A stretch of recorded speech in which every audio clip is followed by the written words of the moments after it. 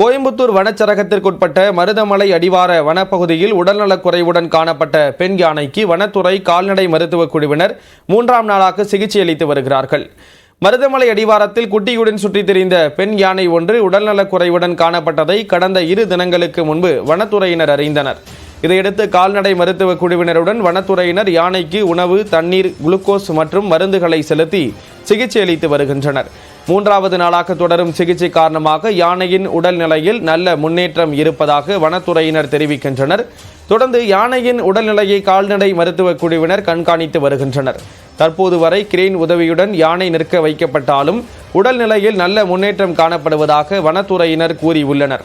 இதற்கிடையே பெண் யானையின் 4 மாத ஆண் குட்டிக்கும் தேவையான உணவு, தண்ணீர் ஆகியவற்றை வனத்துறையினர் வழங்கி வந்த நிலையில் மாயமான குட்டியை ட்ரோன் உதவியுடன் வனத்துறையினர் தேடி வருகிறார்கள்.